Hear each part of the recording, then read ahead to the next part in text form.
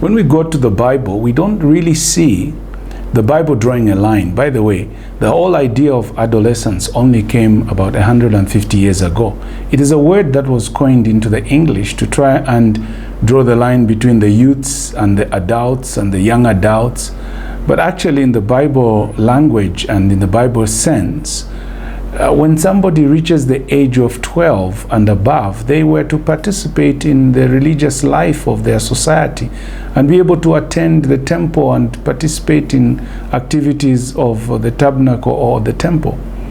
So really the issue again is that youths are both the current church and they are also the church tomorrow. They are current church because they are receiving the baton. They are the future church because they are the ones who will run with the baton and later on pass it on. Paul says to Timothy that the things that you have heard from me, entrust them to other men, other faithful men who will be able to teach others also. So we find there's a pattern in the Bible that there is one generation who holds the truth, teaches the next, and passes it on to the third and fourth, and the church goes on to be alive. And so the young people of our day should consider themselves as part of the church and also the church tomorrow. Currently, as learning from those who have run the race ahead of them, and future-wise as the ones who will be running the race and giving the baton.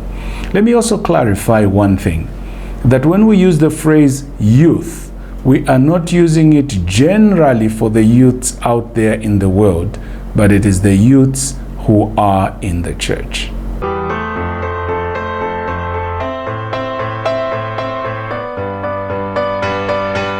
That worry will exist because of one failure.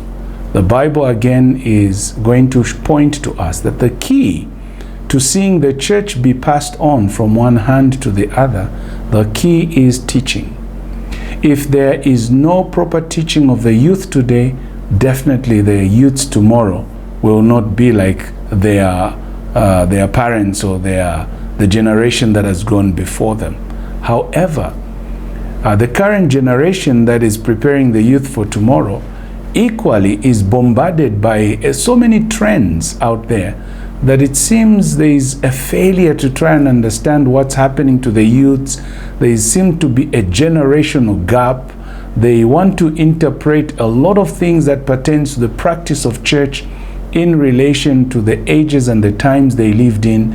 And yet, the young man and woman of today, all they need is to show them the relevance of the scriptures, the importance of the scriptures, and the solution of life from the scriptures in their current and present day. If that can be managed and that teaching is well communicated, obviously the young person today will be ready to champion the cause of the church tomorrow.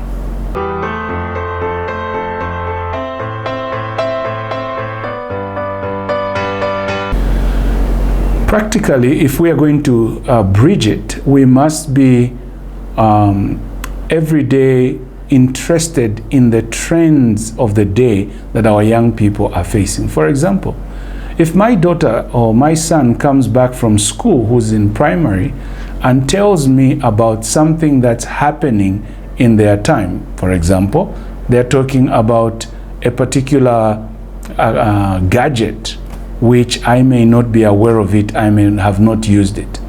The wisest thing that I can do as a parent is deliberately go on the internet, research about it, get to know it, sit down with my young boy or girl and have a discussion, talk about it, and then give adequate counsel that handles the situation. Whereas, if I am just ignorant about that, it never existed in my time, and my human conclusion, which is always resistance, is just to condemn and to cast a resentful statement over that, that blocks the child from the needful counsel and leaves that child in a state where tomorrow he will see it important and will do it in the hiding. So if the older generation can have interest in the current trends and not really participate, but gather the information around them and relate with the young people so as to bring the scriptures in the context in which they are, and I mean with the trends around them. explain to them God's truth and how it reforms them in the current state of the trends around them.